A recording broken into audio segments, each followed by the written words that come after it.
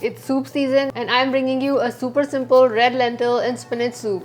It's so comforting, it's easy, and it comes together really quickly. It has just a few ingredients. We have some aromatics, our onion, ginger and garlic, some carrots and celery, some tomatoes, some lentils, paprika and black pepper and spinach, and that's it. It is super versatile. You can change up the flavors by adding different herbs or spices that you like. You can make it more Italian flavored by adding some Italian herbs. You can also add in some sun-dried tomato. You can make it curried by adding some curry powder or garam masala. You can also add some Cajun spice or Burberry spice for flavor variations. It smells amazing and it is so delicious. If you want a creamy soup, you can puree the soup after cooking and it'll become a luscious, creamy lentil soup. If you like it chunkier, just leave it as is. You can change up the vegetables you add to the soup as well and make this soup your own. So let's make my easy lentil and spinach soup. Chop up some red or white onion. You want to chop it small if you're not going to puree the soup. If you're going to puree the soup, then you can do a rough chop. Then peel and mince your ginger and mince up your garlic. Again, if you're going to puree the soup, you can just do a good chop. Otherwise, you want to mince these really well. You can also use some ginger and garlic paste instead. So I often use ginger and garlic paste in my recipes, which is easily available in regular stores or in Indian stores. Or you can make your own by blending up some ginger and garlic with a little bit of water and freezing it in ice cubes and then using an ice cube as you need it. Then peel and chop the carrot, chop up the celery, chop up any other vegetables you want to add to the soup as well. You want to keep the size of all the vegetables pretty similar so that they all cook evenly. Again, if you're planning to puree the soup, it doesn't matter, just chop them and add them to the soup. Take out your red lentils and wash them and set them aside. Get your vegetable stock out. If you don't have vegetable stock, you can use some bouillon. Chop up your tomatoes. If you're not using fresh tomatoes, you can use canned diced tomatoes. Get your spinach out. I like to use either fresh baby spinach that is chopped up or frozen spinach, and both will work equally well in this soup. Measure out the flavor ingredients as well. That's your paprika, black pepper, some salt, and balsamic vinegar. You can change these up to whichever spices or herbs you want to use. Now let's make our lentil soup. Heat a large saucepan or a deep skillet over medium heat. Add some olive oil or vegan butter, and then once that is hot, add in the onion and a good pinch of salt and cook. You want to cook the onion until it is just starting to turn translucent.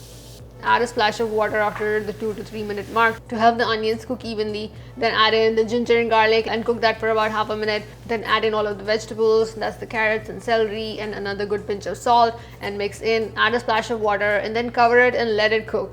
We want to cook these for about 3 to 4 minutes because sometimes the carrots don't really get soft enough in the time that is needed to cook the lentils. So I cook the vegetables a little bit before I add the lentils and the stock to the pan. Open the lid, add paprika, black pepper, and balsamic vinegar, your tomatoes, and mix in. Then add your washed and drained lentils, add the stock and mix in. Depending on the saltiness of your stock, you might want to add some more salt at this point. Then cover with the lid and let this cook for about 14 to 18 minutes, depending on your pan, your stove, your lentils, and your preference of the lentil texture. Check the soup after the 11 to 12 minute mark. Add more stock if it's drying out too much, and then continue to cook. Once the lentils are cooked to your preference, carefully taste and adjust the flavor. Add more salt if needed. Add in some heat or some herbs if you want. Now, if you want a creamy soup, use an immersion blender to blend some or all of the soup, or transfer the soup to a blender. Let it cool for a little bit and then blend it and then put it back in the pan. I usually just mash the soup so that it becomes creamy.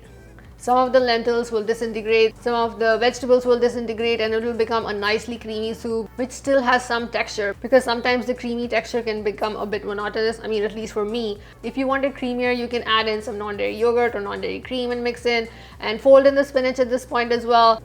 Add the lemon juice, that will balance out the flavors in the soup. That tang is absolutely delicious in the soup as well. Adjust the consistency with more stock at this point as well. Cover and simmer for a minute. Top it with some pepper flakes, and then this warming and comforting and satisfying soup is ready. Ladle the soup into individual bowls. Swirl some sambal olek on top or some chili oil. I like to use some sambal or chili oil because that breaks up the creamy, comforting flavor of the soup with a little bit of heat and contrasting flavor that goes really well. Top it with some fresh herbs like chopped parsley, cilantro, or green onion, but you can top your soup with anything that you like. Serve with some crackers, croutons, some bread, some toasted sourdough, some garlic bread, some pita bread, or whichever way you like. It is an absolutely delicious bowl of soup. You can also top the soup with some crispy veggie grounds or lentils. Just toss the veggie grounds or lentils in a skillet with a little bit of oil until they crisp up a little bit. Then season with salt and black pepper and pepper flakes, and then use that as a topping. Those or some hemp seeds will amp up the protein in the soup, or you can serve the soup with some whole grain bread for even more protein. If you do try this recipe, do let me know in the comments how you liked it. Also, don't forget to review it on the blog. Don't forget to subscribe to my YouTube channel for easy vegan recipes, Indian vegan recipes, and so much more. Thank you for watching, and I'll see you next time. And someone's ready to eat and go for a walk as soon as I say the keyword. You know, go for a walkie?